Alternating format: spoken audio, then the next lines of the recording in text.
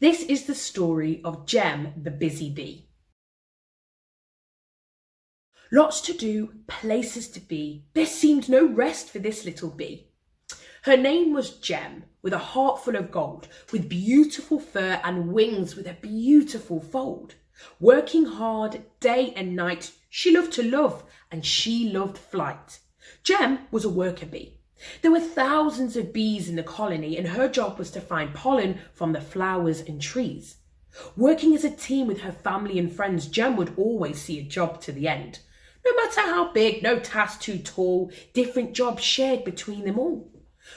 There were many jobs to do inside the hive. They worked as a team to survive. There was housekeeping, slight tweaking, the queen feeding, making wax that they would be needing. Lots to do, places to be. There seemed no rest for this little bee. The day was a Wednesday, a normal midweek. The birds were chirping and singing from their beak. Jem woke to the sound of her brother, ate some food and said bye to mother. It was time to work, a day just like another. Jem readied her wings, a leap in the air. Today was perfect without a single care. The sun was bright, making its way up. As she flew past the houses and the loud yapping pup, high above the humans as big as they were, feeling the wind breeze through her fur. Making her way, the journey known, taking the same route, always alone. But something wasn't right. The flowers had gone. This was wrong. Before there was fields and flowers that would yield pollen for collection, but this was a different perception. An empty space felt like a different place. A horrid smell taking her aback, the sticky scent of dreaded tarmac. This had happened before, Mother Nature betrayed. She retraced her steps to see if she'd been waylaid. After circling round and round and round, Jem decided to rest on the ground. What to do? She couldn't go back, no, not with an empty sack. Usually her nose could smell up to 2 miles away, but not today. Jem had a thought. Maybe if I go further out, I can find other flowers that are about, collect the pollen and take it home. I've got wings, I can roam. Time had passed and Jem had found some flowers, but it took a long time, actually a few hours, and the sun that came up began to come down and Jem found herself in a different part of town. Oh no, she was lost. Feeling scared with a worried soul, Jem decided to bed down in a hole. With a heavy pollen sacks, she climbed in a wall crack. She would wait until the next morning when the sun would rise, then she planned to seek out the hive. Inside the crack was a little made-up bed. Perfect, Jem thought, this is where I can lay my head. Closing her eyes, she tried to sleep, but the tears came and she began to weep. She wanted to be back home where it was warm and known. All of a sudden, a little voice cried out, "Don't worry, little one. What's got you so down? Oh, come on, try not to frown." It was Annie the ant, a local creature with 2 antennas and distinctive features. "I'm lost," said Jem.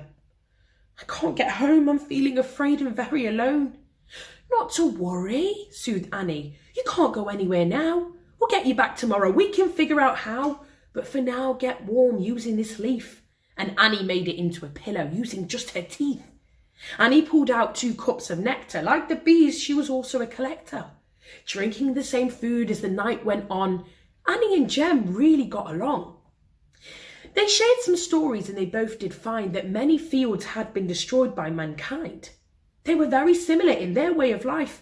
They became friends and this was nice. The night ticked on and they fell sound asleep, the bee at the top and the ant near her feet. By the time Jem woke and opened her eyes, she began to quickly realise that Annie was gone, nowhere to be found. Then all of a sudden she heard a familiar sound. "Good morning, you were fast off, didn't want to wake you," Annie scoffed. Annie said, "This is me friend, Mr. T. Wasp. He always knows the way for those that are lost. I had to go find him, that's why I left you alone. But he knows the way to guide you back home. We all need a helping hand sometimes when things get hard, but a problem shared is a problem halved." Just like that, Jem gathered her bags and made the bed. They prepared to set off for the journey ahead. Jem thanked Annie for the kindness she gave, promising to keep in touch with the friends she'd made. Waving them off, Annie shouted, "Goodbye!" Jem and the wasp took off to fly. Following her guide through the sky, it wasn't before long that Jem began to spy her hive. Jem buzzed with joy as they began to land. Thanking Mr. Wasp, she shook his hand. Jem's friends and family rushed out to see the safe return of their beloved bee.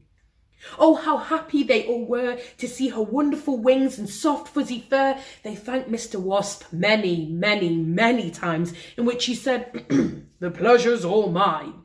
As he left, they waved him adieu and asked Jem to tell them what she'd been through. The colony were all worried. They said they sent out a search party. Jem replied, "You did all of that for me." They took Jem inside and they all gathered round. Jem felt loved, for she was happy, safe and sound, at home at last, where she loved to be. What a journey this had been for this little bee.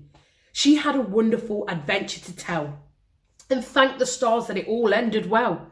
Lots to do and places to be. There really was no rest for this little bee. The end.